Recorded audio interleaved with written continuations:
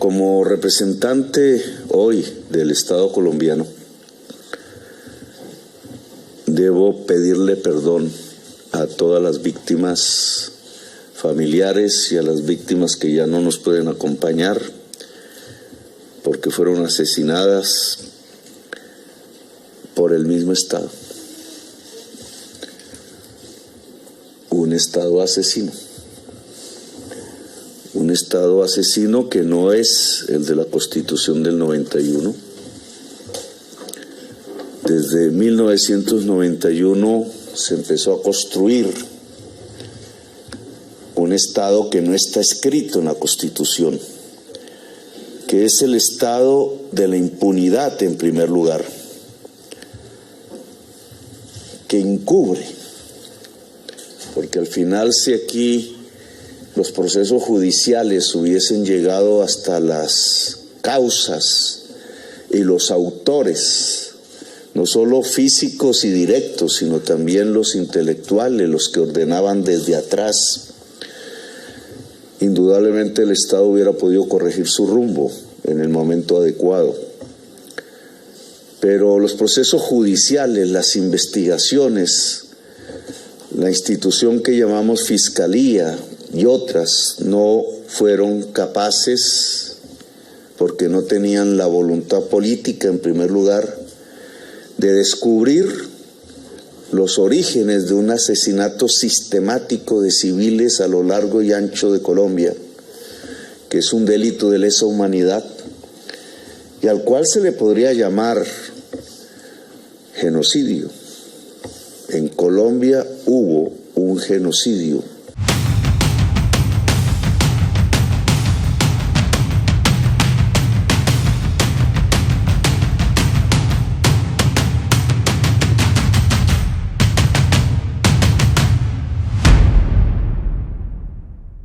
En uno de los momentos más violentos de la guerra en Colombia, por allá en el año 1984, un año antes de la masacre del Palacio de Justicia y de la tragedia de Armero, cuando el país perdía cada vez más la esperanza de la paz, fue cuando nuestro invitado de hoy fundó y empezó a dirigir Indepaz, que es el Instituto de Estudios para el Desarrollo y la Paz. Y ha dedicado las siguientes 3 décadas a esa lucha por la paz en nuestro país. A partir del 84 participó en negociaciones de paz con organizaciones de la guerrilla en Colombia. Trabajó como asesor de Carlos Pizarro para negociar la desmovilización del M-19. Así que si hay alguien que haya vertebrado con coherencia el movimiento pacifista colombiano, es él, que además es historiador, es político y es economista nacido en Popayán. Un ejemplo de la coherencia de nuestro personaje es que en el año del 2002, mientras que el gobierno colombiano cortaba toda vía de diálogo, nuestro invitado impulsó la construcción del Centro de Memoria y Paz de Bogotá, para los que sí querían dialogar. Fue designado por los firmantes del Acuerdo de Paz de La Habana en el 2016 como integrante de la Comisión Nacional de Garantías. Ha colaborado en los procesos de paz de multitud de países y actualmente sigue siendo el presidente de Indepaz, cuya web y canal de YouTube les recomiendo que sigan para entender con objetividad el horror de nuestro conflicto y para tener las claves de cómo caminar hacia la paz. Les dejo el link en la descripción. Por favor, suscríbanse, vean el canal de Indepaz. Camilo González Pozo, bienvenido. Buen día, Pablo. Un saludo desde por acá. Un honor volverte a tener en Palabras Mayores, oye. Sí, hace rato que no nos encontrábamos, pero bueno, he estado muy pendiente de interesantes programas que estás haciendo. Increíble todo lo que han pasado en estos años. Y yo quería, pues, por supuesto, teniéndote a ti, tratar el tema de la paz, pero para las personas que no te conocen, hay un dato de tu biografía que he omitido, precisamente para preguntarte por ello. Es que tú fuiste durante 2 años ministro de Salud bajo el gobierno de César Gaviria, ¿no? Que el gran impulsador de la apertura económica y el neoliberalismo que en buena parte cerraron la puerta a la industrialización del país. Fue parte de los acuerdos de paz, precisamente con la Alianza Democrática M-19, con el M-19 y la preparación y convocatoria a la constituyente, que me tocó a mí firmar precisamente los documentos de compromiso, y fue el diseño de convocatoria a la constituyente. Pues fue en virtud de ese acuerdo de paz y de ese acuerdo político que pues participé del Ministerio de Salud, primero Antonio Navarro, Mm. Antonio se fue a la Constituyente, yo estaba en el proceso de la Constituyente, precisamente encabezando ese movimiento desde la Alianza Democrática, y entonces hicimos ese enroque, nos metían al ministerio y Antonio se fue a la Constituyente. Ah, bueno, Creo bueno, que no fue para la apertura neoliberal, ¿no? Ah, a ti no te tocó esa parte, ¿no? Tú te fuiste antes de ahí. me tocó el momento de arranque, Uy, precisamente. sí, tenaz. Oye, gracias a Dios te ganamos para la causa. ¿Qué tal que hubiera seguido haciendo esa carrera política al lado de César Gaviria? Estaríamos todos dándonos contra las paredes. Habríamos perdido a uno de los pacifistas más grandes que ha tenido el país. Menos mal, menos mal. Ya estaba en la orilla de la paz. Sí, lo sé. Pero oye, como fuiste ministro de Salud, es que tengo mucha curiosidad preguntarte, ¿qué te parecen los cambios que propone la ministra Carolina Corcho para la salud en Colombia? Pues por lo pronto lo que conocemos me parece muy importante. Primero que hay que hacer un replanteamiento de todo el sistema de las EPS. Hay una crisis muy grande, pues de 20 y pico, creo que subsisten 27 EPS, solamente 7 están funcionando. Y sobre todo hay un déficit de cobertura y de acceso y de servicios en los pequeños municipios, bueno, en toda esa gran parte de la población colombiana más pobre que está marginada de los servicios. Y el enfoque de atención primaria, que eso incluso cuando yo estuve en el ministerio fue nuestro énfasis, estaba la ley 10, no estaba la ley 100. Atención primaria, que es además un enfoque de atención preventiva, ¿no? De afectar los determinantes de la salud, es decir, los problemas estructurales que están definiendo las condiciones de salud de las personas, de las comunidades. Pero me parece que reenfocarlo, no desde la enfermedad, sino desde la Mm, protección de la salud, es el gran reto. Yo creo que ese es además el enfoque de salud pública y de derecho a la salud que prima en la academia y en las concepciones de estado de bienestar o de todas maneras más progresistas. Y ya la arquitectura, el diseño de lo que sea un sistema de prevención y de aseguramiento. Yo promoví la discusión, incluso con propuestas de reforma de aseguramiento universal, desde un sistema público, con prestadores privados, pero entonces ahí hay que abrirse y ver de lo que ha funcionado, qué se mantiene, qué se incorpora. Yo creo que efectivamente ese balance hay que hacerlo. ¿Tú crees que Petro va a conseguir hacer los cambios necesarios para mejorar la desigualdad del país, a pesar de tener que pactar hasta con el demonio continuamente para tener mayorías en el Congreso y en el Senado? Pues mira, yo creo que hay que tener pues que hay que tener un norte. Y el norte es disminuir la pobreza, ampliar la democracia, las condiciones de bienestar de la gente y que se hagan pactos en el Congreso de la República, pues es una necesidad.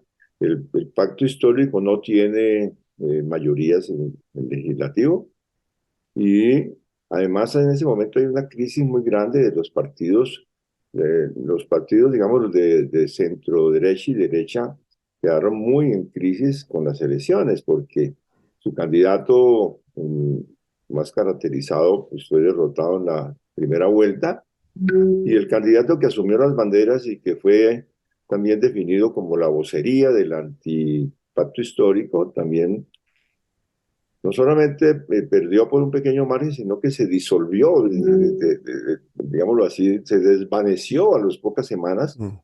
no configuró un liderazgo ni un movimiento. Entonces tenemos la posibilidad de una redefinición política en Colombia. Y por eso me parece que es importante no definir la política por alineamientos de partido, sino por propuestas programáticas. Aquí no estamos divididos en el pacto histórico con aliados del Frente Amplio versus otros partidos. Estamos divididos en este país entre la gente que quiere la paz. Mire, lo que emergió con las movilizaciones de los paros nacionales, que tuvimos 3 meses, 100 días de paro, la gente en la calle, en las Mm. grandes ciudades y en las veredas de Colombia, y eso se ha expresado en una mayoría de colombianos, una mayoría que perfectamente está cercana al 75-80% que dice queremos cambio, no a la guerra, no a la corrupción, no a la clase política tradicional. Entonces, en la perspectiva de acuerdo nacional, significa facilitar ese reagrupamiento, que se ha expresado en una coalición legislativa, en una coalición de gobierno que es un poco extraña. Aquí nunca hemos tenido gobiernos de izquierda y menos coaliciones encabezadas por izquierda con la derecha para gobernar. Entonces es una situación muy singular, inestable, pero que refleja un poco como esta recomposición. Estamos en un momento de inestabilidades tremendas, pero lo importante es que existe un norte, la equidad, la democracia, el darle la mano a la gente más vulnerada. Es un país con 10 millones de víctimas de una guerra atroz. Es que lo que ha informado la Comisión de la Verdad, pues, ha dicho muchas cosas, pero hay algo que tiene que ver con lo que vamos ahora a mirar de manera detallada. Es que ellos revelan una cifra de horror, ¿no? 500.000 asesinatos políticos, sociopolíticos en medio del conflicto armado entre el año 85 y el 2016. 500.000, sumados a los 220.000, 30.000 que es del ciclo de la guerra de mitad del siglo pasado, tenemos 750.000 víctimas de una guerra atroz, ¿no? Entonces el gran reto, por eso se habla de la potencia de la vida, el gran reto de este país es superar las condiciones, los determinantes que nos han hecho vivir esta sociedad en guerras, en conflictos armados y de muerte. Es que una sociedad que ha tenido 500.000 asesinatos y que además de eso ha tenido 10 millones de desplazados. La estadística oficial habla de 7. Pues hemos hecho estudios, investigaciones, hay subregistros. 10 millones de personas desposeídas de su casa, de sus animales, de sus tierras, lanzadas de los campos hacia ciudades, a la periferia de las ciudades.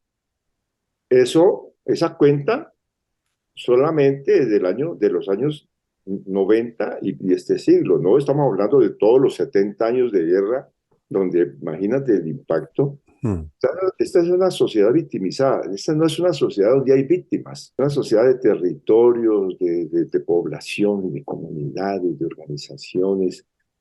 Entonces estamos hablando del gran reto, es de cerrar ese ciclo histórico de horrores, de guerra, de muerte.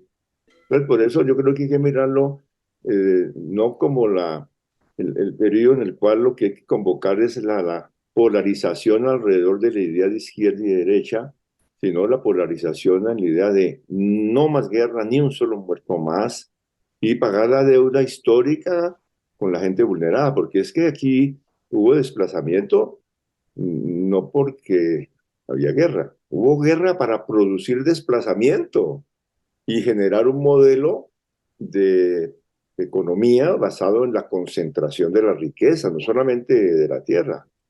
Es al servicio de ese modelo. Y tenemos una paradoja, es que aquí tenemos un ciclo de guerra, no paradoja, una realidad. Tuvimos un primer ciclo de guerras en Colombia, que era una guerra donde había unas fuerzas democratizantes que chocaban con unas estructuras arcaicas, terratenientes y clientelistas y de configuraciones políticas oligárquicas. Pero luego tuvimos la guerra de la globalización. Fue para imponer el modelo neoliberal, para imponer el modelo de la globalización basado en grandes corporaciones, donde el concepto era hay que concentrar, porque lo pequeño es ineficiente, hay que privilegiar. Ese fue todo el esquema, privilegiar la gran producción agroindustrial, el extractivismo. Hay que apoderarse de los recursos naturales al servicio de la globalización. Entonces, no es la guerra de democracia versus feudalismo, ni cosas por el estilo, ¿no? O viejas oligarquías. Es una guerra de un régimen que quiere imponer la globalización mediante la violencia. Entonces, por eso estamos en el gran reto. Por eso yo digo que el gran alineamiento es por la paz. Es por la paz, pero una paz con justicia social, con transformaciones. Y para eso hay que hacer la convocatoria a la gran acuerdo. Yo estoy veo que no puede ser una convocatoria, alineémonos los de izquierda para ver cómo derrotamos a los de derecha y hacemos el cambio. No, alineémonos todos los de la paz, los que estamos en contra de la corrupción, en contra de la guerra, ni un muerto más.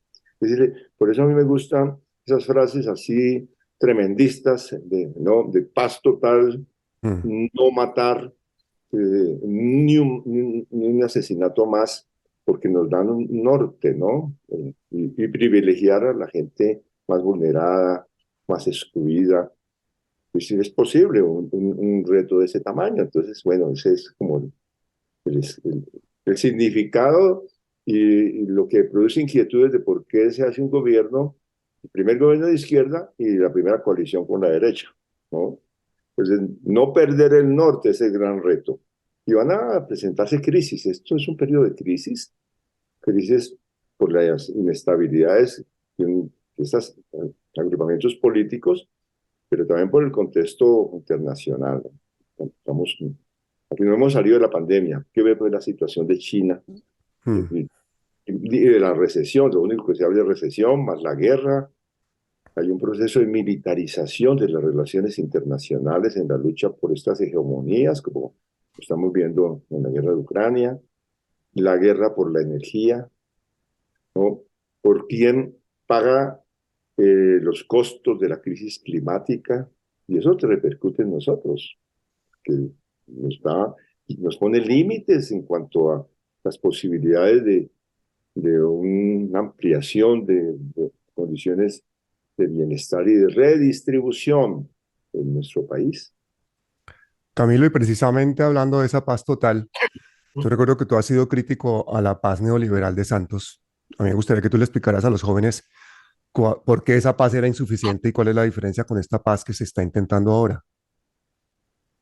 Bueno, el acuerdo de paz que se hizo en La Habana, y luego se redefinió después del plebiscito y se volvió a firmar en el Colón con los términos, fue un acuerdo que tuvo unas limitaciones, que se dijo, no se puede cambiar el modelo económico y en el marco de la Constitución del 91, fueron las condiciones.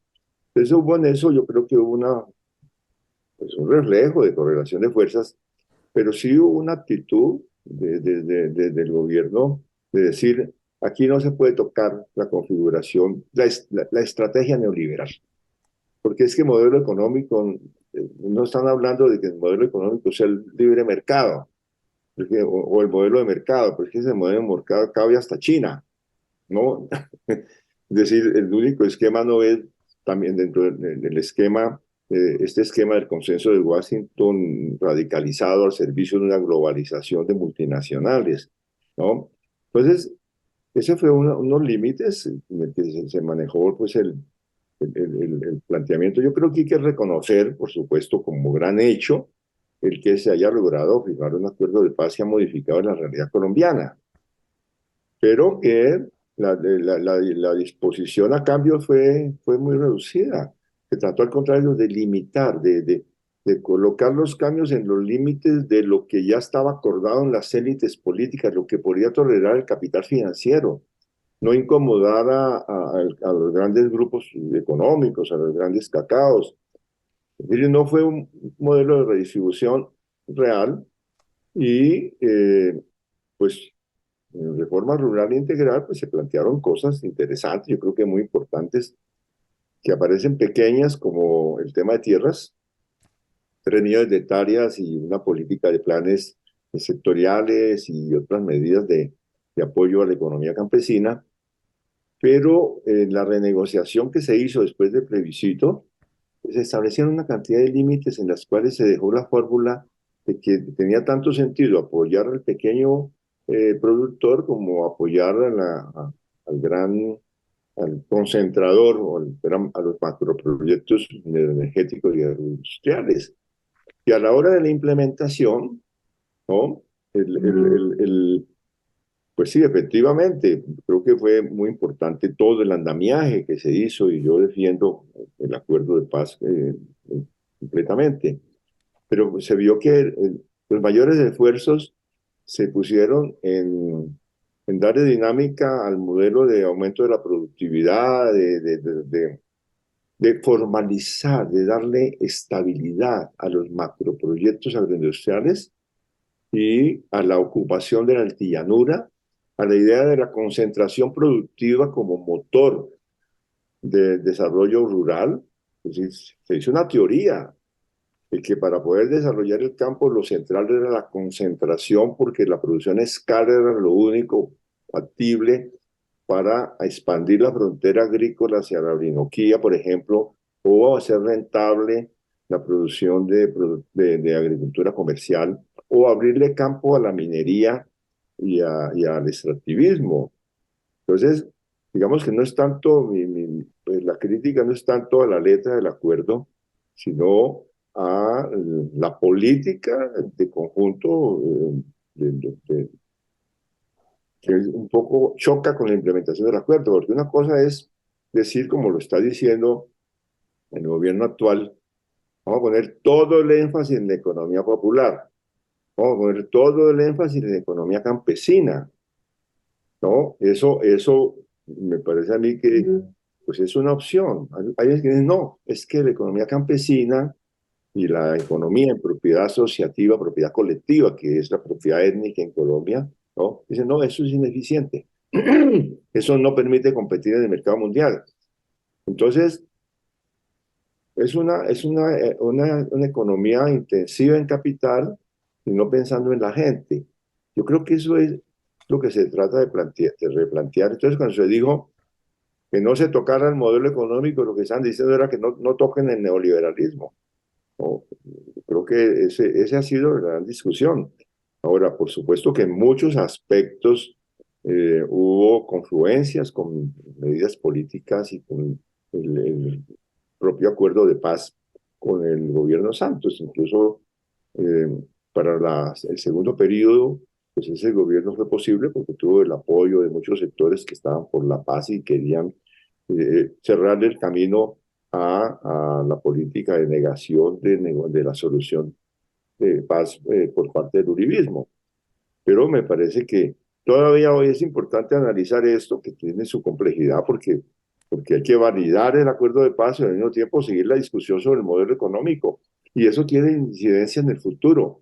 ¿Es posible la paz total o una paz más completa en Colombia con este modelo económico o con el régimen político vigente? No, no es posible, porque es que precisamente la guerra se ha hecho para imponer ese modelo económico, en parte, ¿no?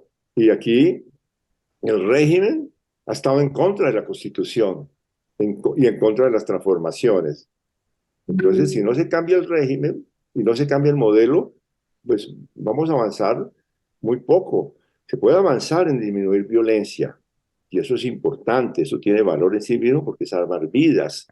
Pueden llegar a acuerdos de desarticulación de organizaciones armadas, pero una paz estable en un país que tiene 70 años de guerra para imponer unas condiciones de un régimen requiere transformaciones. Y yo creo que estamos en esa dinámica, la dinámica de que el cambio de asuntos fundamentales es esencial a la proyección de la paz. Eso significa darle mucha importancia a todo lo que se ha definido como economía popular, a la pequeña producción, a desarrollar nuevas formas de democracia.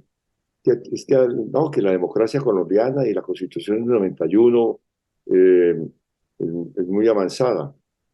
Yo tengo mis dudas. Hay muchos avances formales de democracia, Estado social de derecho en la Constitución del 91. Pero desde el punto de vista ya del funcionamiento institucional y el régimen, pues la verdad que aquí hace falta superar, por ejemplo, un Estado capturado por corporaciones, por mafias. Tiene que separarse la criminalidad del Estado. Y ese es uno de los asuntos que explican por qué se reproducen las mafias, por qué se reproduce el narcotráfico. Porque tienen capturadas las instituciones.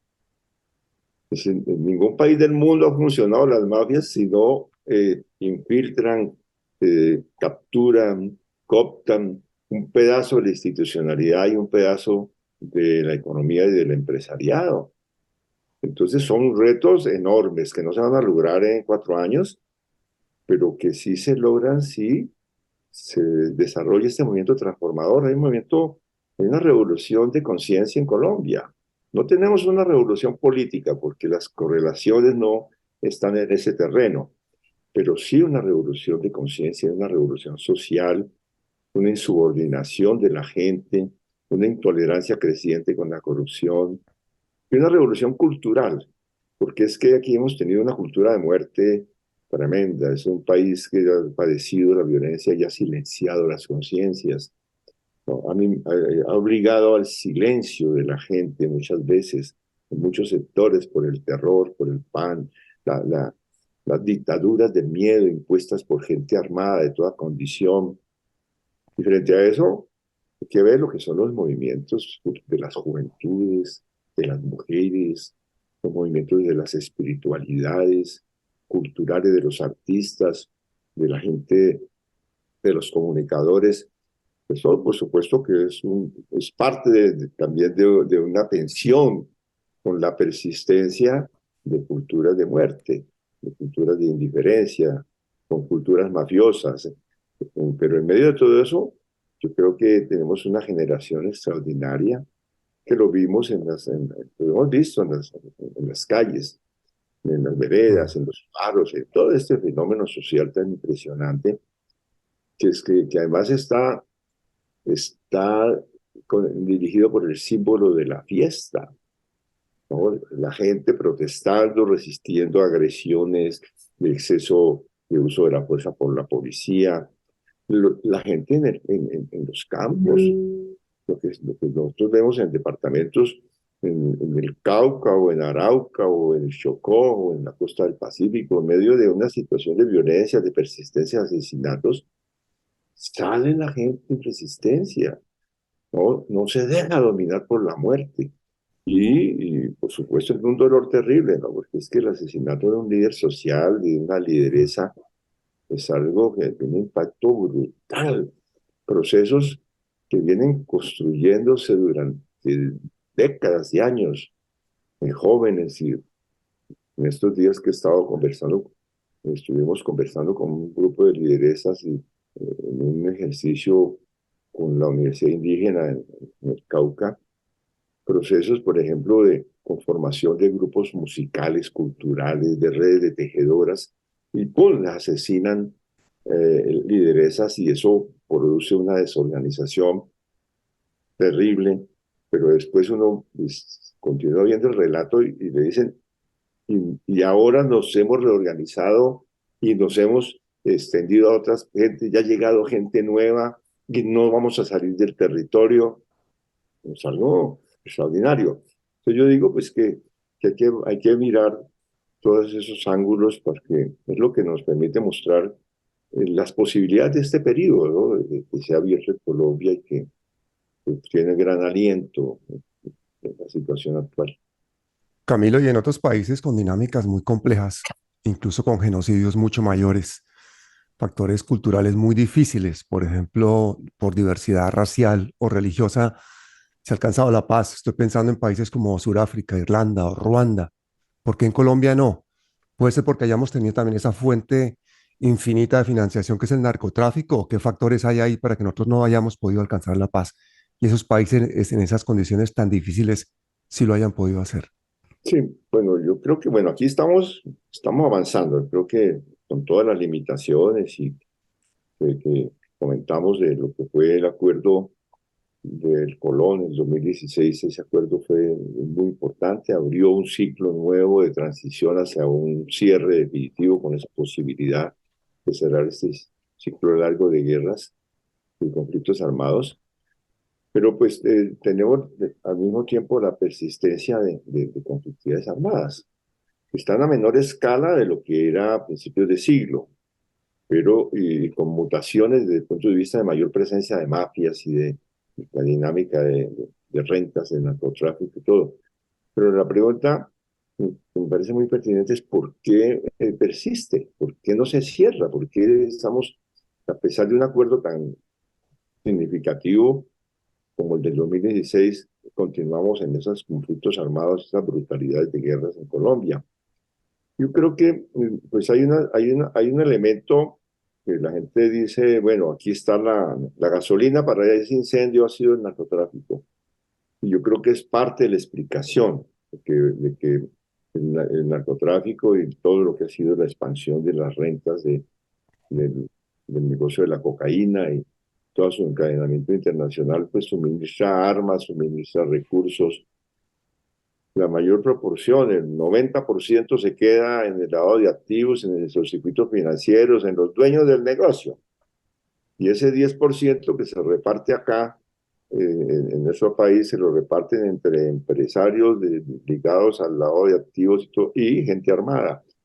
El negocio del narcotráfico necesita gente armada para someter poblaciones, para garantizar control de territorios, para impedir la acción del Estado cuando se propone erradicaciones o otras fórmulas, ¿no?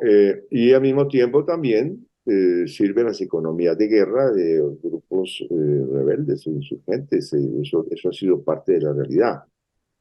Sin embargo, la explicación mm, del incendio no puede quedarse en la gasolina, ¿no? Es decir, dónde está la materia inflamable? ¿No? Y en dónde están las circunstancias que hacen posible que se dé esa unión entre la gasolina y el bosque. Entonces, hay que mirar también esos factores. ¿Y esos factores cuáles son? Yo creo que esos factores tienen que ver con una forma como se ha configurado el Estado en Colombia, ¿no? Y cómo se ha desarrollado la inscripción de este país en la modernidad. Desde la República, desde los siglos XIX para acá, tenemos nosotros un modo de creación de riqueza y de poder utilizando las armas. ¿Cómo se repartieron, cómo se reordenó la República después de la independencia?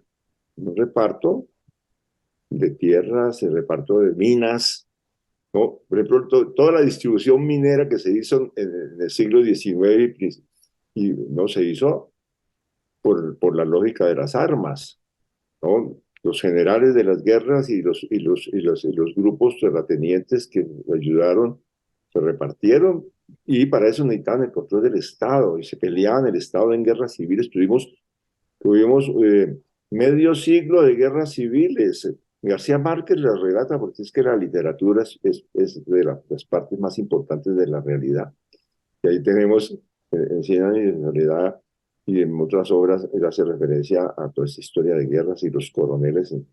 Pero en este siglo también tenemos, hubo periodo, 3 décadas a principios de este siglo, después de una gran guerra, de la guerra llamada de los 1000 días, cuando se desarrolló una política de confrontaciones sin armas, pero rápidamente volvieron las armas a luchar por el aparato de Estado y el aparato de Estado como elemento central para la reproducción económica, para repartir tierras baldías. Todos los gobiernos, incluyendo la llamada República Liberal, que intentó una reforma agraria y la hundió a los pocos meses con la Ley 100, ¿no? Es decir y rápidamente aquí en Colombia, entonces, las armas han sido parte de la lucha política y de la lucha por el aparato de Estado como elemento central para los poderes económicos. Aquí no, esa idea de que es el capitalismo, el comercio y el libre mercado, y que entonces así a partir de eso se van conformando las riquezas del capital, no. El Estado, el poder del Estado y el poder de las armas ha sido elemento central para la configuración económica. Y dentro de eso, mafias, grupos clientelistas, y en el periodo actual, pues todo lo que ha sido la captura del Estado por mafias, esa alianza con el narcotráfico, pero junto con eso, la captura del Estado por las corporaciones. Entonces no les incomoda a la corrupción no les incomoda la guerra, al contrario, la guerra ayuda a la corrupción y la corrupción ayuda a la guerra, controlar el Estado. Aquí hay una mina tan grande como las minas de oro y como los recursos del narcotráfico, que son los recursos públicos. Y entonces aquí las mafias matan y hacen elecciones, se compran elecciones, esa ha sido la historia, para hacer contratación corrupta, no la contratación así de dotación de pequeñas cosas, no, los grandes contratos de infraestructura, los grandes contratos de puertos en muchas obras, megaobras, allí entran, se conjugan grandes intereses económicos y plata de lavado de activos. Eso es un pedazo, no vamos a decir que es toda la realidad. Entonces, quiere decir que está muy metido en el centro de lo que ha sido la formación económica y política de Colombia, la lógica violenta. Y frente a eso se desarrolló una contestación igualmente violenta. Es decir, porque aquí no hay una sola lógica. Aquí también hubo, y eso tiene diferentes historias, yo no voy a detenerme, pero solamente a decir que hubo una voluntad insurgente que se expresó de los años 60, que ve con la lucha armada cambiar las cosas y tomarse el poder, ¿no? Eso se dice, no, es que la lucha armada es resultado de la pobreza. No, no. La lucha armada ha sido resultado también de voluntades políticas que dijeron, vamos a organizarnos para derrotar militarmente al Estado y hacer una guerra. Y eso también comenzó a reproducirse y a hacer una relación de espejo. Se generó un estado de guerra en Colombia donde esta lucha armada puso su parte, se volvió funcional a la reproducción de todo ese esquema, puso su componente que persiste, ¿no? Pero que ahora se mezcla porque por un lado están grupos insurgentes, como el caso del ELN, y por otro lado hay grupos organizaciones que se conformaron para negocios, para el narcotráfico, los narcoparamilitares, ¿no? Y que luego prestaron servicios de contrainsurgencia, pero al servicio de sus intereses de narcotráfico. Y otros grupos que han quedado allí después, por ejemplo, de la desmovilización de las FARC, quedaron muchos pequeños grupitos que dijeron, no, pues si esto se va, nosotros vamos por los negocios.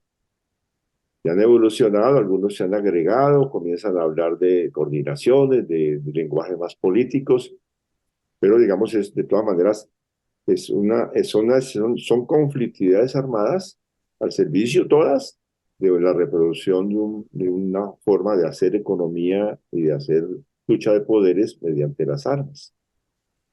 Por eso te invité, para hacerte esa pregunta, porque es que después del último informe de Indepaz nos quedamos de piedra. ¿Cómo así que en Colombia hay 1.123 municipios y en 346 hay presencia de grupos criminales? ¿Lo que vamos a tener es una paz total o es un equilibrio de terrores en el mejor de los casos? Sí, bueno, este balance que hemos hecho nosotros, este informe es con corte a junio del 2022, aunque tenemos algunas informaciones hasta noviembre, pero digamos el corte en qué estamos, el balance de en qué se está y sobre todo mirando la situación posterior al acuerdo de paz, ¿no? Y entonces lo que muestra el informe, y ahí habría que verlo con otros que tenemos nosotros, es que después de la firma del acuerdo con las FARC, eso tuvo un efecto en cadena de desarticular violencias en los territorios y no solamente digamos, hacen dejación de las armas las FARC, sino que otra cantidad de pequeños grupos que estaban de alguna manera relacionados también se desactivan.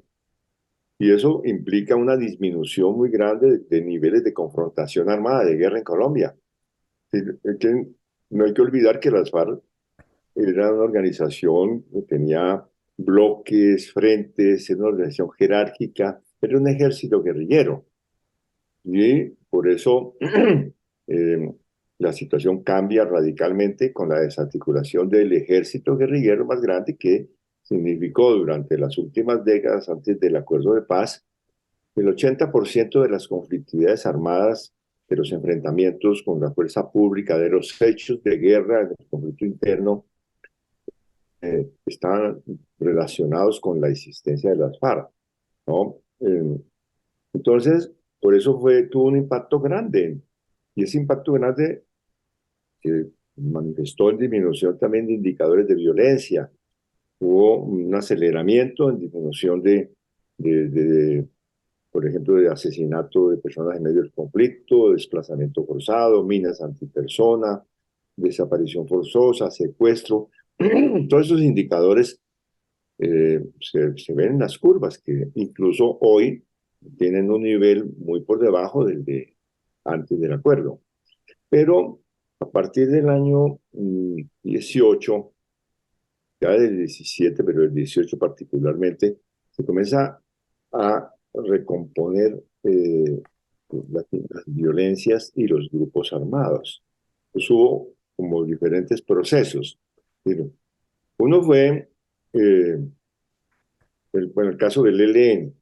El ELN, que tenía pues un radio de influencia duro, digamos, tradicional en 150 municipios y unos 50 más como radio de acción de movilidad, se desplazó hacia otros municipios, comenzó a tener mayor movilidad, a donde habían salido las FARC, y entraron en disputa varias fuerzas, mafias y paramilitares que iban por esos territorios, y también la fuerza pública que llegaba más tarde. Pero de todas maneras ahí hubo expansión, y hubo expansión del ELN en el Chocó, en la zona del nororiente de Colombia, la parte de Arauca, Boyacá, el norte de Santander y partes del Cauca. Esos fueron como los centros donde hubo expansión del ELN, y también en sectores urbanos. Eso es cierto, comenzaron a recomponerse en esas áreas.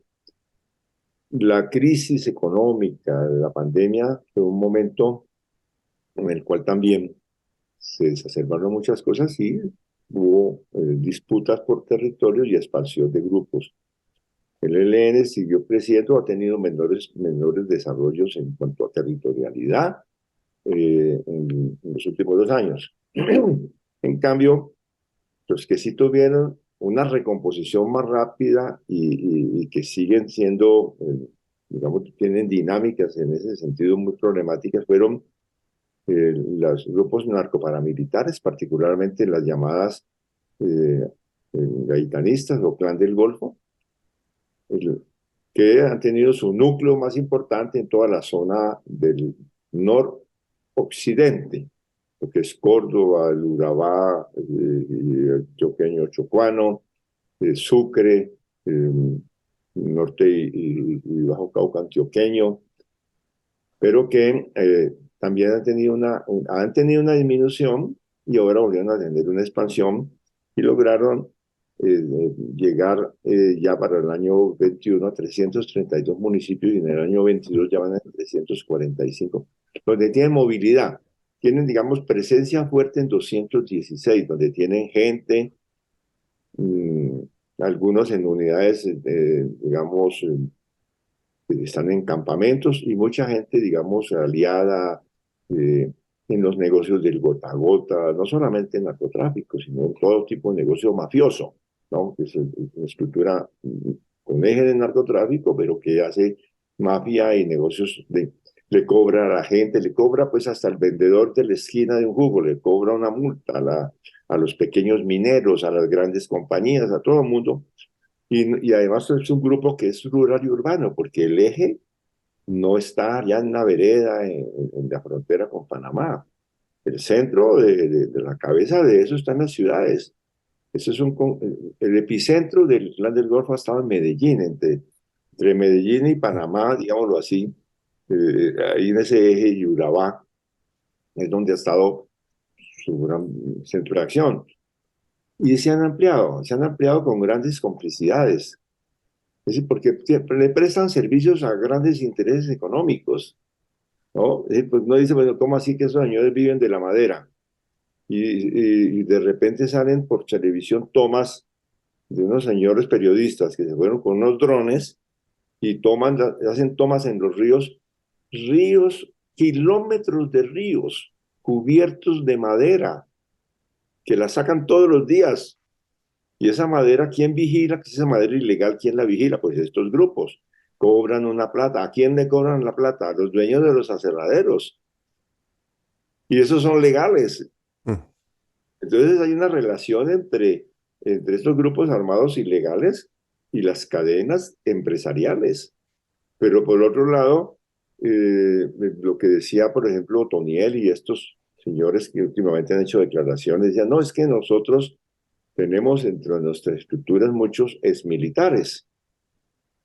Incluso llegaron a decir que tenían con algunos de estos mandos en las regiones acuerdos mediante los cuales no reclutaban directamente para su estructura, sino que mandaban muchachos a prestar servicio militar para que se los prepararan allá y luego llegaran a la estructura. No, y eso como situación actual. Entonces, esa maraña, ese complejo de alianzas es múltiple. Los armados son un pedazo. Entonces, eso es parte de lo que se ha desarrollado y que les ha permitido tener este crecimiento. Hicieron un paro armado a principios de año y impusieron su ley, cerraron carreteras, mataron a la gente, alguna gente que se les insubordinó, o a personas que salían a la calle ahora que ellos no habían autorizado, las cogían y las apaleaban, tomaban videos para hacerlos circular y lograron paralizar cerca de 200 municipios en toda la zona norte de Colombia. Es algo, tienen proyecciones, tienen su núcleo en el nororiente, noroccidente, pero proyección en toda la costa Caribe hasta la Guajira. El corredor que va, es la garganta, digamos, del mapa colombiano, que hace un corredor desde Córdoba, va por Magdalena Medio y conecta hacia el norte de Santander. Es una ruta, es la ruta más rápida de conexión para todo tipo de tráfico. Sí. Por eso hay desarrollaron una guerra muy fuerte en el Bajo Cauca con el ELN. Para disputa por esa zona de territorio y presionaron el repliegue del ELN hacia el lado de la serranía de San Lucas, hacia el Magdalena Medio y hacia Santander.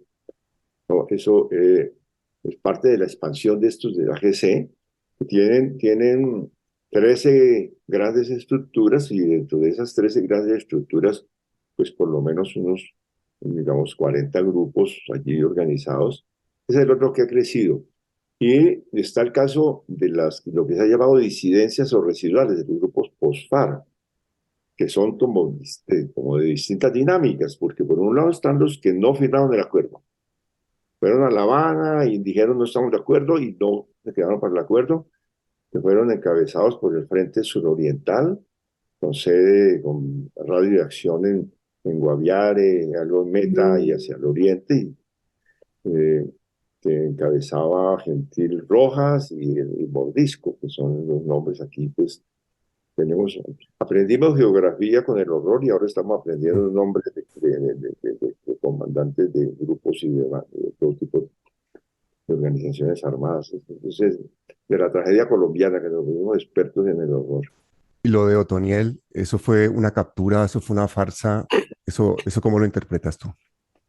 Pues eso tiene muchas cosas, porque pues existe la versión, porque eso no está completamente confirmado, de que a un momento dado de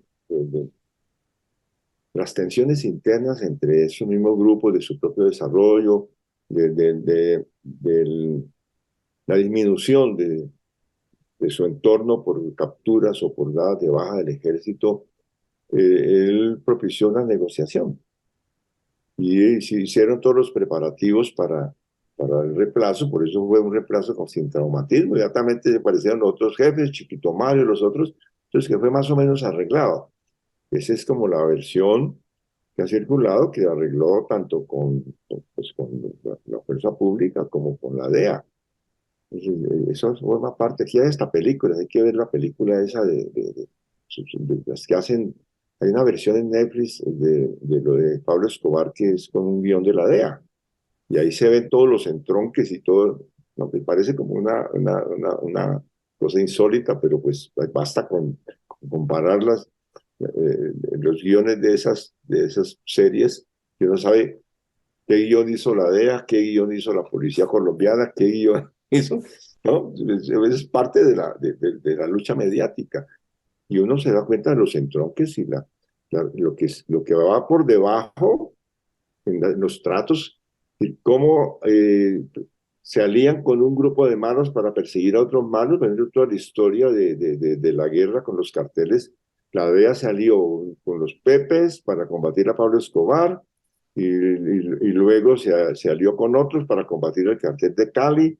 Entonces, toda esa cosa de hacer unas guerras cruzadas con alianzas coyunturales con unos contra otros, eso se refleja en las luchas internas en organizaciones como el Clan del Golfo, ¿no? Se queman fusibles, se desgastan unos cabecillas y entonces los reemplazan por otros, los entregan incluso facciones.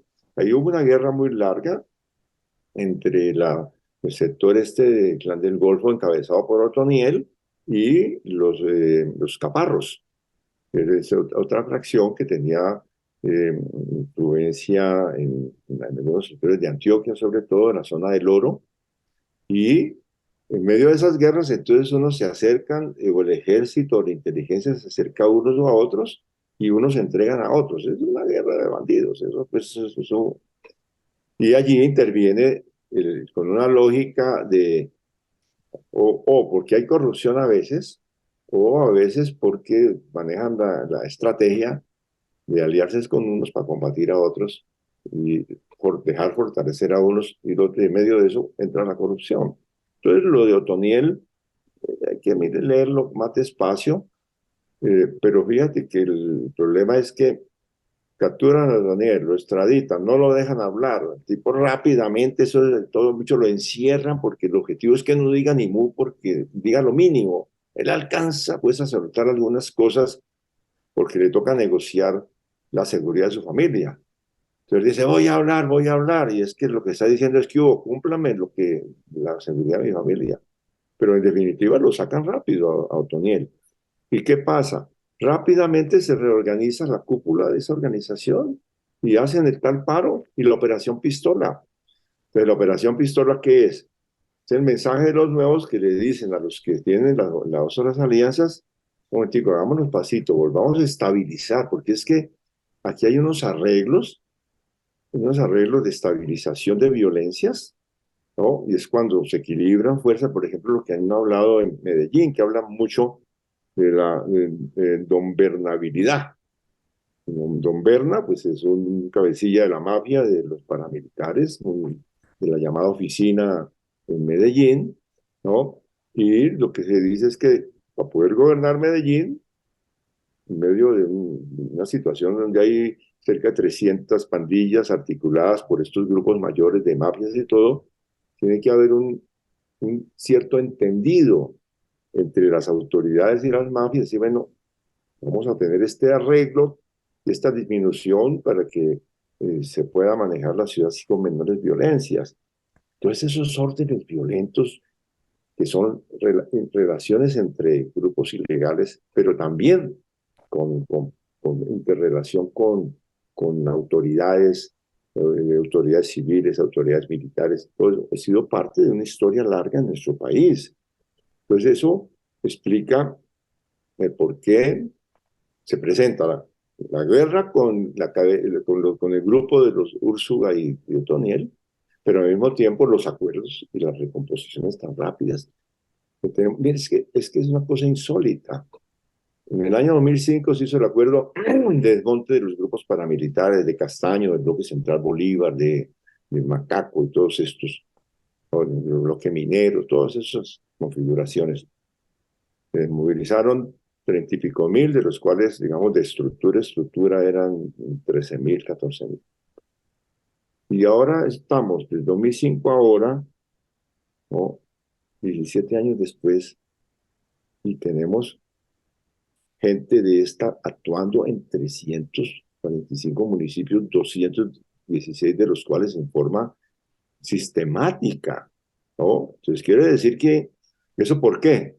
¿Por qué se han reproducido? Pues que tienen negocios a cuatro bandas, porque tienen unos patrones. Es decir, no, es que el problema son estos grupos armados, no. Es todo, digamos, lo que llamamos el complejo macrocriminal, que es una múltiple alianza, donde los armados son la parte que garantiza un componente de control territorial y de miedo y demás, de un negocio donde los que más se benefician son otros, son los capos del narcotráfico que están allí. No, es que Pablo Castaño, en ese libro que le sacaron de su autobiografía, decía es que yo tengo 5 jefes políticos que son grandes políticos de Colombia, que por ahí se han hecho muchas cábalas de quiénes eran, y tengo unos patrones de la mafia cuando se hago los negocios del narcotráfico. Es decir, yo no soy el jefe total. Decía Carlos Castaño que tenía unos ejércitos paramilitares. Ese es el fenómeno, una composición donde hay un complejo, una múltiple alianza, donde tiene una pata narcotraficante, la pata armada, que es narco paramilitar, tienen acciones militares y son narcotraficantes, los empresarios asociados que no solamente lavan activos, sino que se acaparan tierras y demás, empresarios, los políticos que se garantizan la relación con la institucionalidad, los notarios que legalizan tierras y demás. Pues, eso que viene de atrás, ¿no? Es lo que el simple acuerdo de paz del 2016 no lo desmonta, ni lo desmonta unas conversaciones bilaterales solo pensando en que el fenómeno es un fenómeno armado, ¿no? Entonces, por eso tenemos ese proceso de los paramilitares. Ya el 85% de esas agrupaciones mayores, se llaman grupos armados de alto impacto ilegal, pues, están en el llamado Plan del Golfo. Y los otros en otras agrupaciones menores que actúan en el Caribe, bueno, en varias regiones del país, que están asociados. Antes había un mayor equilibrio, estaban los rastrojos y otros grupos. Ahora no, ahora esto se ha centralizado en mayor medida. No son estructuras jerárquicas, militares, al estilo de lo que fueron las FARC, ejércitos estructurados, o al estilo de lo que fueron los paramilitares en la época de la Guerra Dura, donde los paramilitares eran la punta de lanza de la acción contra insurgentes y de control de territorios. Tiene más la estructura de las mafias, que son redes difusas, con gente armada y gente desarmada, ¿no? No con estructuras militares de combate, porque los paramilitares de Castaño formaron estructuras con Mancuso y con Jorge 40 y otros, que tenían capacidad de movilizar grandes unidades, como lo que vimos el desplazamiento para ocupar en varias regiones, en Antioquia, hacia el sur, bloque Calima, hacia el Catatumbo, hacia la costa, fue una expansión de unidades militares también. No, ahora son pequeños grupos con mucha actividad de sicarios y con mucha subcontratación de pequeñas bandas. Entonces, están 13 estructuras del Clan del Golfo, estructuras grandes que llaman frentes y que tienen sus jefes y sus cosas. Y luego hay una nube de pequeños grupos que se forman de abajo para arriba, de jóvenes que son cooptados por las mafias, que están allí atentos a que los contraten para algún servicio. Entonces es un problema muy grave. Uno diría, es más grave, es mayor o menor que lo que había cuando estaban las grandes estructuras paramilitares. Tienen menos capacidad militar, no tienen dinámica de enfrentamiento como vocación, como objetivo de enfrentamiento militar, ni siquiera con los disidencias o las guerrillas. Se enfrentan allí con todo en el territorio donde les van a lesionar sus negocios, ¿no? Entonces hacen la lucha en el Chocó para ocupar la zona del oro, para controlar esas rutas, ¿no? Y ahí se enfrentan con el ELN. Pero igual, si estuviera allí otro grupo o una fracción de ellos, pues se enfrentan también entre ellos. La lógica es el negocio, es el control de territorios, el control de ruta y la defensa de articulaciones con empresarios para los negocios. Pero esto que se da hoy no tiene la capacidad destructiva y de muerte de lo que estaba en el año 2005. ¿No?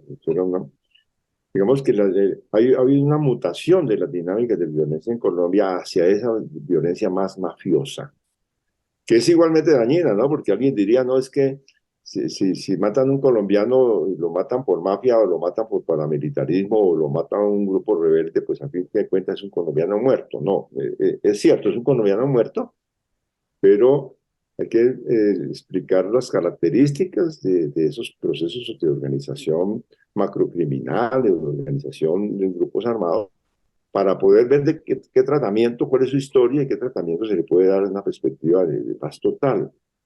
Más, y el otro grupo que se ha ampliado y que tiene otra lógica, que decía los llamados disidentes con sus diferentes dinámicas, ha comenzado a decir que estaban los de Gentil y todo este grupo del bloque oriental y suroriental, que no entraron al acuerdo.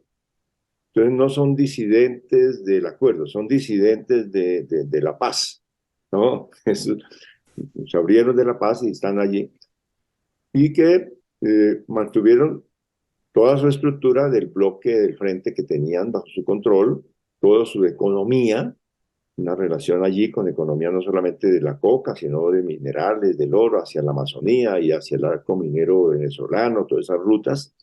Pues eso fue parte de las razones por las cuales se mantuvieron, porque no querían soltar esas economías. Pero tenían también un discurso político, y unas críticas al acuerdo, una desconfianza con el Estado, un razonamiento que no se puede desconocer, que también forma parte del por qué no firmaron, y que hay que leerlo bien para poder ver qué tratamiento se les da hoy. Ellos, por esa historia y por mayor cohesión militar y cuadros de más coordinación, mando centralizado y demás, fueron ampliándose y capturando pequeños grupos que quedaron sueltos y que se abrieron de los frentes que sí pactaron en La Habana. Entonces, por eso comenzaron a hacer corredores hacia el sur y abrir las rutas hacia el Pacífico, particularmente a la zona de Nariño, Putumayo y Nariño, porque toda esta zona del Pacífico es la zona de la mayor exportación de cocaína en Colombia. Por el Pacífico sale, según la DEA, ellos son, no sé cómo cuentan, pero hay mapas que salen en los informes de la DEA que dicen que por el Pacífico, entre Panamá y Tumaco, sale el 70 y pico % de la cocaína que se exporta a Colombia. Entonces ha habido toda una tendencia a pelearse esas rutas y de expansión hacia allá. Y por su mayor capacidad militar y discurso político-militar, pues fueron integrando grupos. Eso fue pero, digamos, tuvieron una expansión también después del 18. Los otros son los llamados marquetarianos, que encabeza Iván Márquez, que se abrieron del proceso de paz después de toda esta situación con Santrich, del entrampamiento que les hizo la DEA con la Fiscalía y otros, digamos, el montaje que hicieron para extraditarlos. Entonces, en medio de ese montaje, que era un montaje de saboteo al proceso de paz, ¿no? Con diferentes lógicas e intereses, pero esa es la realidad. Estos decidieron abrirse y se conformaron como Segunda Marquetalia. Algunos dicen, no, que estos fueron obligados y que no tenían otra salida. Pues hay quienes los expertos en su versión les han dicho, bueno, ¿y por qué no pasaron a la clandestinidad dentro de la legalidad? Tendrían más fuerza moral. Si hubieran dicho, no, nos están haciendo una trampa, nos mantenemos en la paz, pero nos pasamos a la clandestinidad, y hubieran generado una situación de mensaje político mucho más fuerte. Es decir, que tenían otras alternativas diferentes a volver a las armas. Pero el hecho es que vuelven a las armas. Es un grupo que ha sido muy golpeado, sobre todo en la frontera con Venezuela, lo que fue la muerte de Santrich, de Romaña, todas son incursiones de comandos de operaciones encubiertas hechas en la frontera y que los han debilitado mucho. Pero, digamos, de todas maneras, pues ellos tienen unos mandos medios y han logrado reagruparse en la frontera con Venezuela y en algunas zonas hacia el Putumayo y un poco en el Cauca, donde no han logrado petichar mucho. Y el otro son las llamadas, esos grupos residuales, pero que ahora tienen una aglomeración en lo que se llama el Comando Coordinador de Occidente. Entonces allí fueron grupos que se quedaron por fuera de frentes, como el Guacho, por ejemplo, en la frontera con Ecuador, toda esa historia del Guacho. Sí. Y por ejemplo, un caso, uno de los subalternos de Guacho, se le abre por disputa por platas y cosas por el estilo.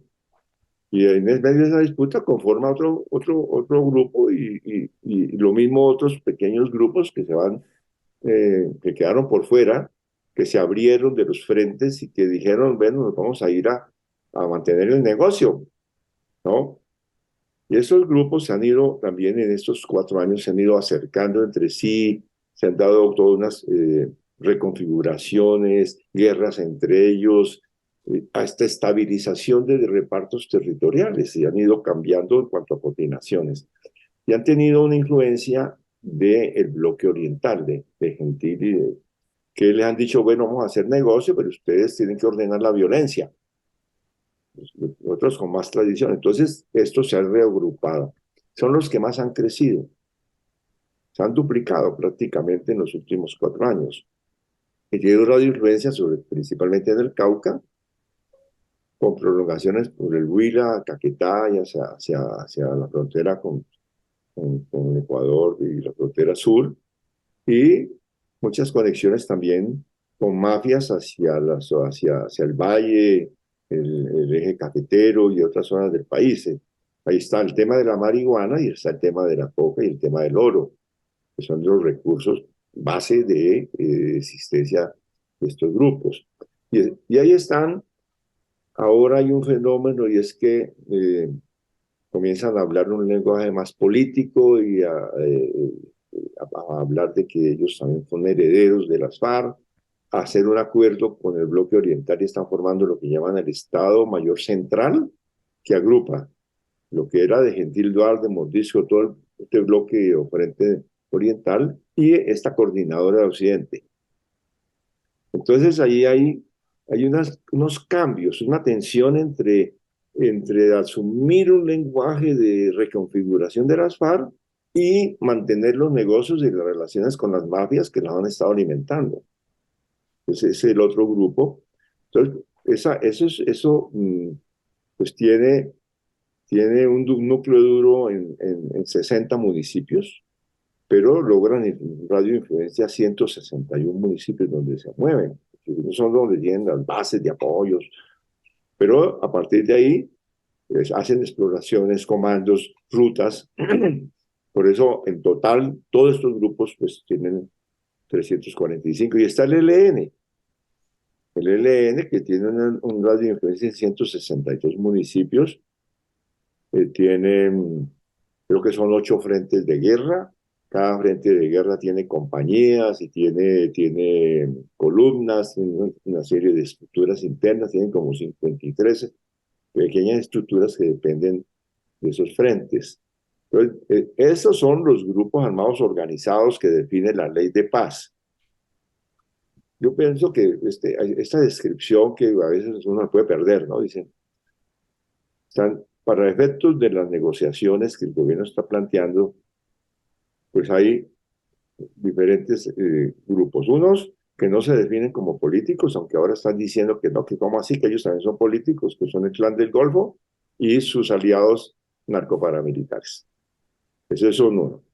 Otro, que se están agrupando alrededor del Estado Mayor Central y que son los del bloque oriental de Gentil Duarte y Mordisco y la coordinadora de Occidente que se está, digamos, dinamizando para meterse con ese Estado Mayor Central.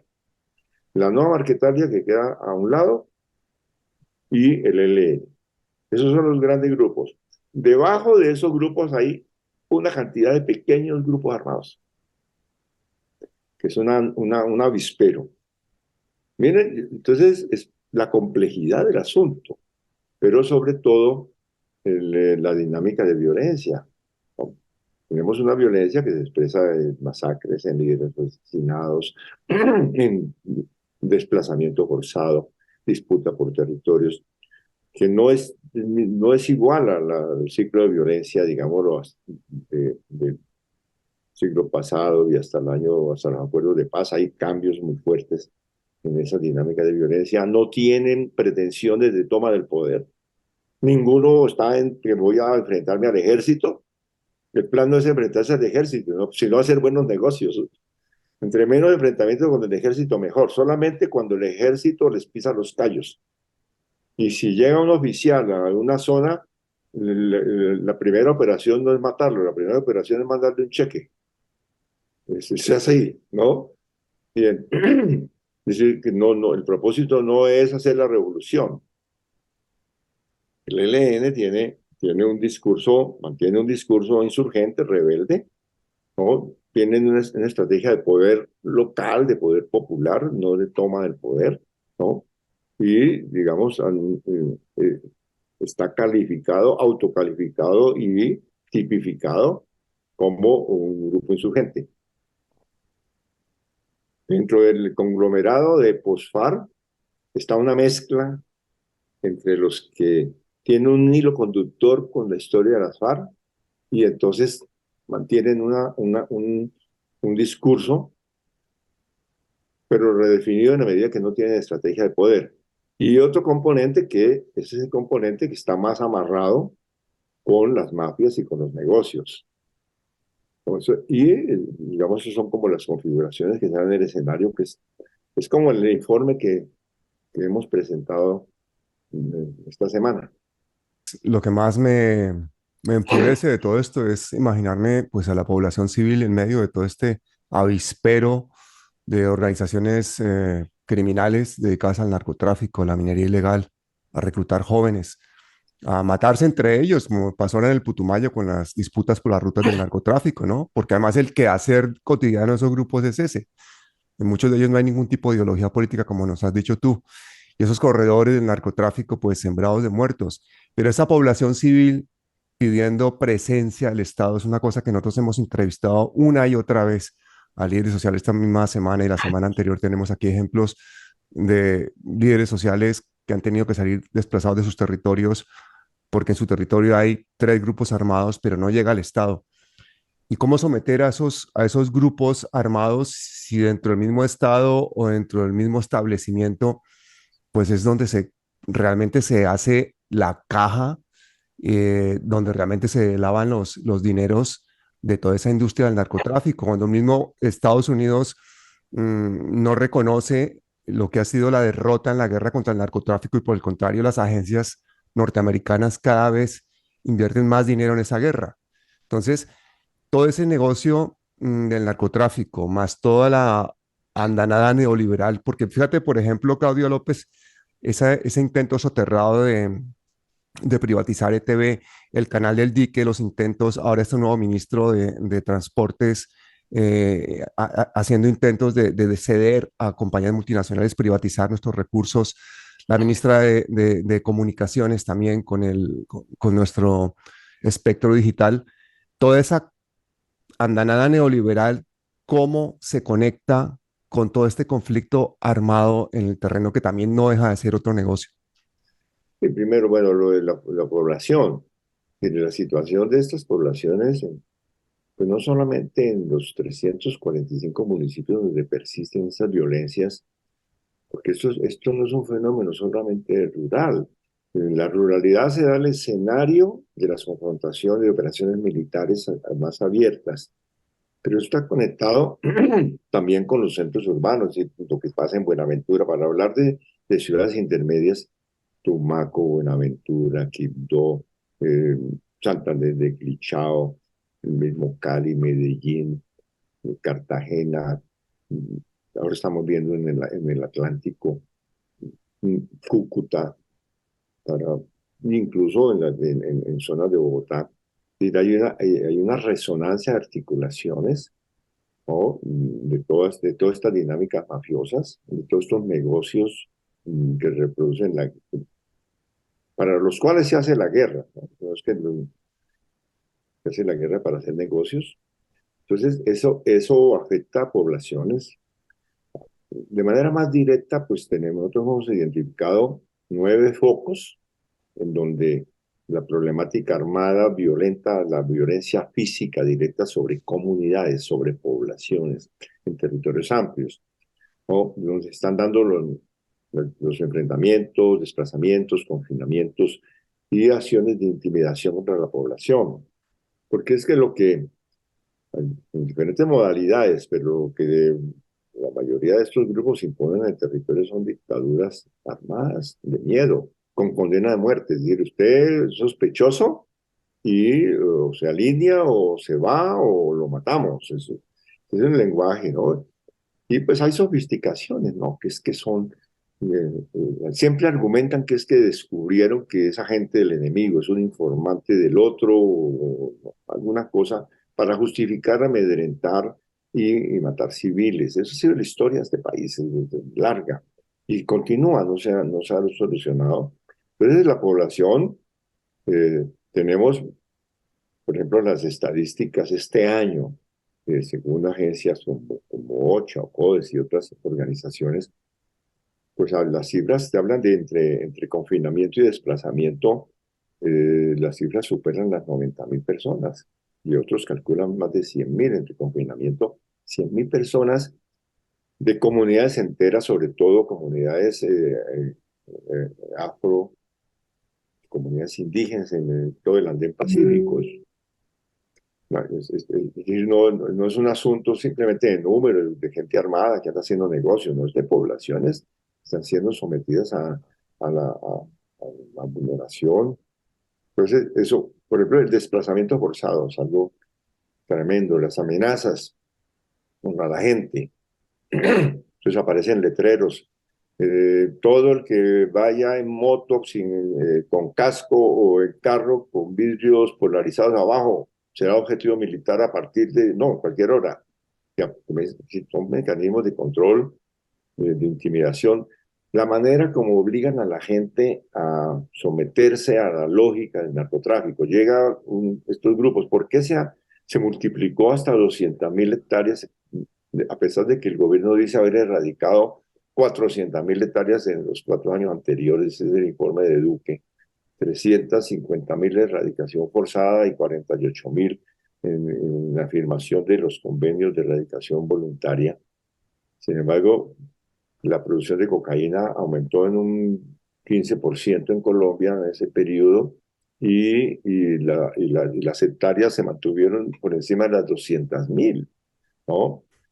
Eso por muchas razones, pero entre otras en lo que tiene que ver con la población pobre, que llega el armado por un lado, pero al lado de eso va el agrónomo con un señor con su maleta con plata, con semillas, con abonos, con todo.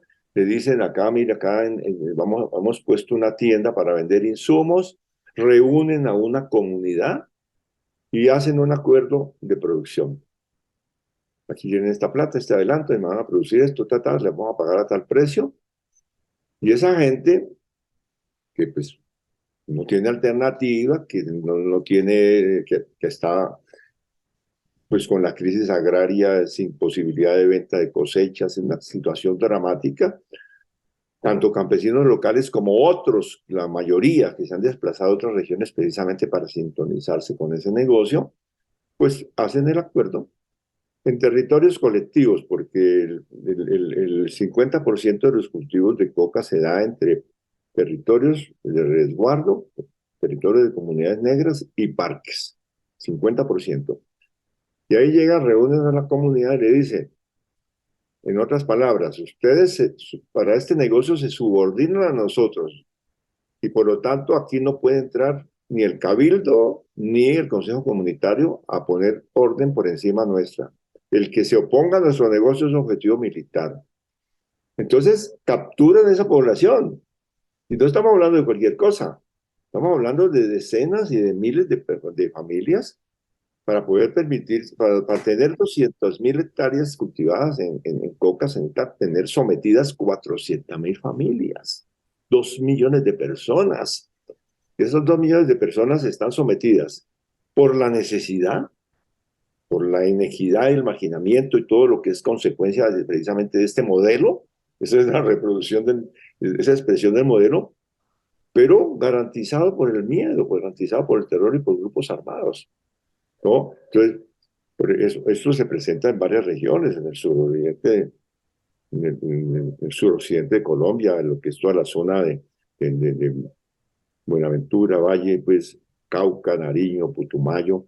Estos grupos armados están al servicio de un monocultivo depredador que es la coca, del sometimiento de unas comunidades a una dictadura del hambre, porque son comunidades que viven en el hambre con recursos mínimos, que ganan más que sembrando maíz y papa que no lo pueden sacar al mercado, pero apenas para la subsistencia. Son campesinos pobres, en situación de pobreza, que están entrampados por el narcotráfico, una juventud capturada, pervertida. Es decir, estas máquinas militares armadas son máquinas de destrucción de la juventud, de comunidades. No pueden inventarles discursos, no, es que vamos a darles una platica a la gente, cualquier discurso, pero lo esencial es que son, en las condiciones actuales, es una forma de destruir comunidades, de oponerse a los consejos comunitarios, de oponerse a las autoridades indígenas, de depredar de los parques. Es una cosa bárbara lo que el servicio que prestan encadenados, servicios que son los que les dan la lógica. Todas estas poblaciones son poblaciones en la trampa del narcotráfico, poblaciones pobres sometidas en la trampa. Entonces ahí hay una victimización, son 400.000 familias y son regiones tan grandes, Catatumbo, por ejemplo, donde es la zona donde mayor crecimiento y producción de cocaína se está dando, ¿no? La tragedia de la juventud. ¿Cuál es el horizonte de la juventud? Entonces, por supuesto, se destruye la economía campesina, se destruye la organización, los jóvenes entonces ahora tienen como un referente de en qué momento llega la mafia y les da una moto y una pistola para que lleven un paquete o hagan un cruce de algún tipo. Entonces, el impacto sobre la población no solamente es el elemento de la muerte del líder, sino la destrucción de comunidad, el freno del movimiento social. Tratan de capturar organizaciones, tratan de contratación comunal, de poner su propio sello, porque es parte de la manera de control. Para controlar y hacer el negocio, controlan poblaciones y construyen organizaciones que las superponen a las organizaciones, digamos, endógenas, tradicionales, auténticas del campesinado o de comunidades étnicas. Entonces ahí las poblaciones son muy afectadas, por supuesto, el reclutamiento de jóvenes, eso es una cosa terrible, y de adolescentes también, porque pues, como dicen, no, es que una mujer de 14, de 15 años ya en el campo ya es grande, ese es un decir, ¿no?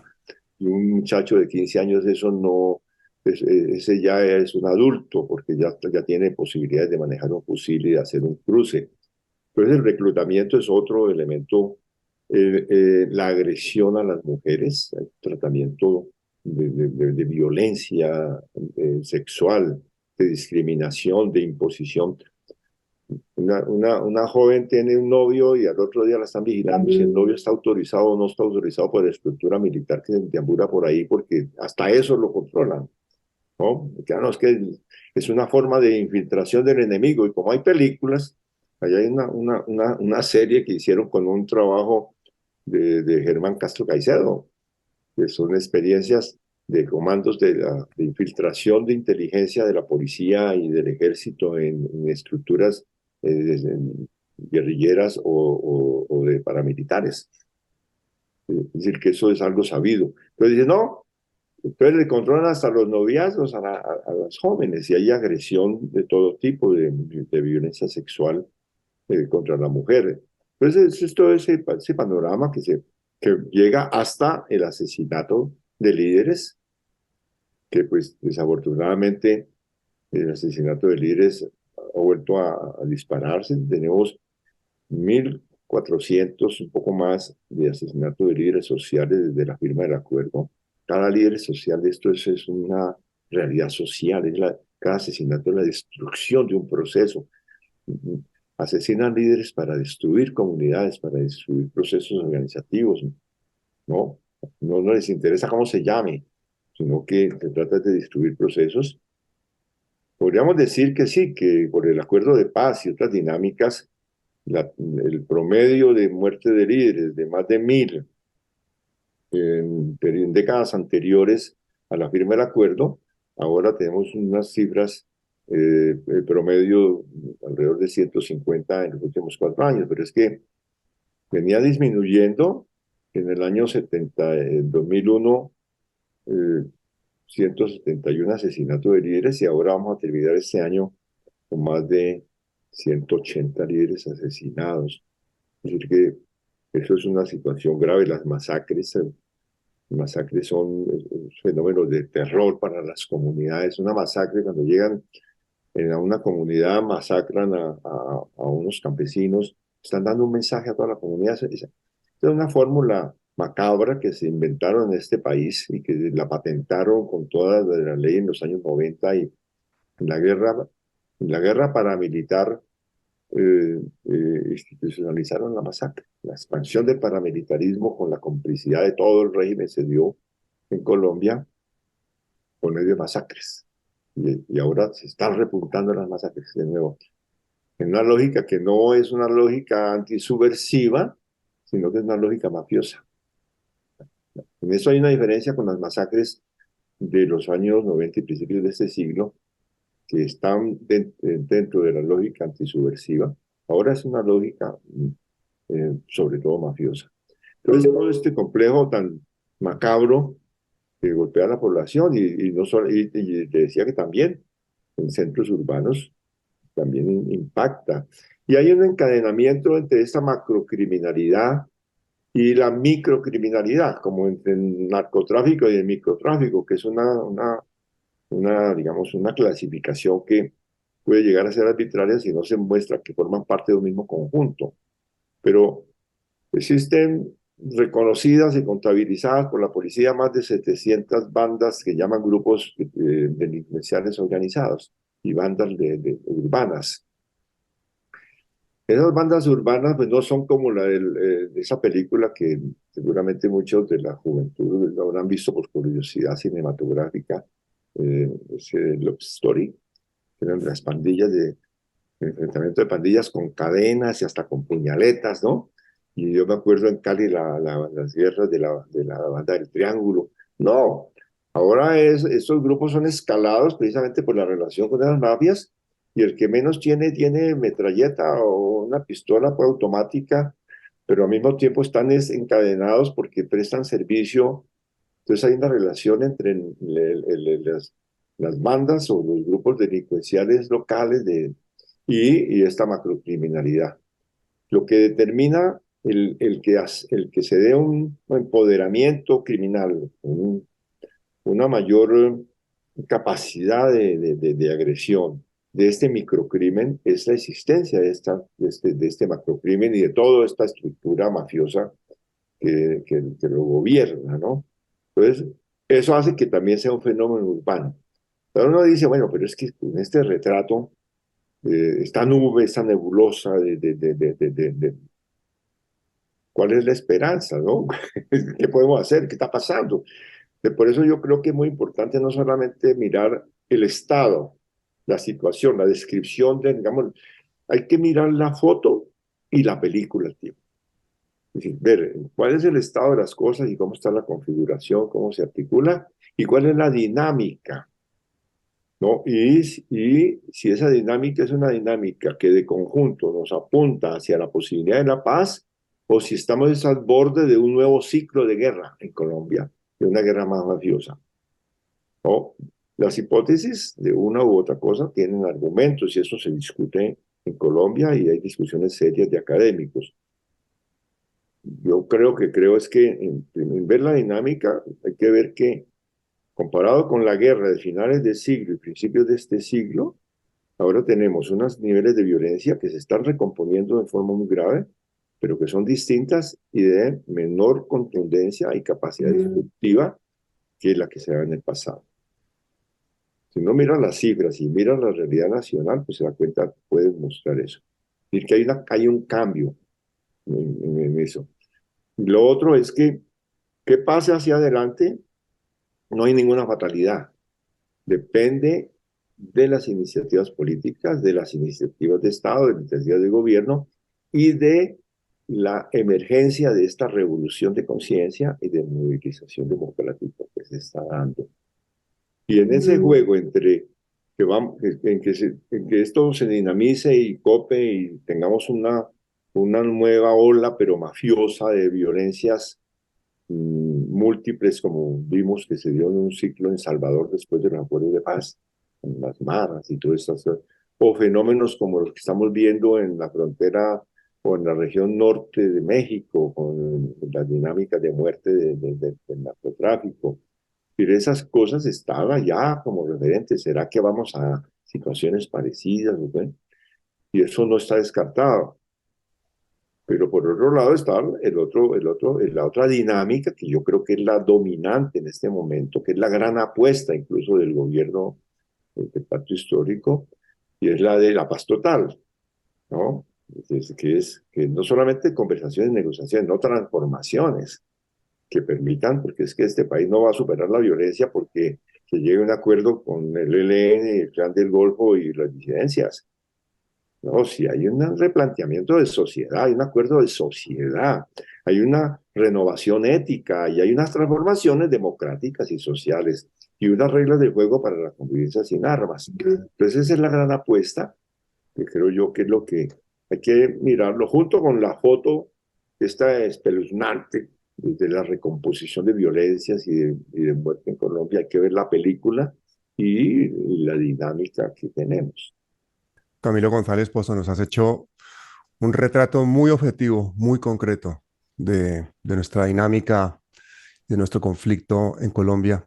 Pero también nos has dado una cátedra de paz y de esperanza que yo quiero agradecerte muchísimo en nombre de toda la resistencia, de todos estos jóvenes que nos están escuchando en Colombia, no solo los que salieron a protestar, los que salieron a votar, que no esperaban que salieran a votar, los que están ahí en las ollas comunitarias, la gente de la calle, todos los que vean esta entrevista, yo los invito a que la fragmenten, descárguensela, bájenla, pásenla en segmentos. La hemos hecho larga y completa para el que quiera escuchar toda la entrevista completa, pero perfectamente el que quiera hacer un documental con tu voz en off puede hacerlo porque este canal es para eso, es un canal de derechos humanos. Quiero agradecerte, Camilo, de verdad, tanta generosidad, porque siempre ha sido así. Llevas 3 décadas o más luchando por la paz en Colombia. Si hay alguien que merece el premio Nobel de Paz para mí en Colombia, eres tú. Quiero desde aquí ya nominarte, proponerte y que todos me dejen en los comentarios y por favor sigan también el canal de Indepaz, sigan las redes sociales de Indepaz, sigan a Camilo González Pozo, porque es un referente no solo nacional, sino internacional. Muchísimas gracias, Camilo. Bueno, Pablo, no, muchas gracias. Muchas gracias por la conversación. Y hasta siempre. No, no, seguimos. Seguimos.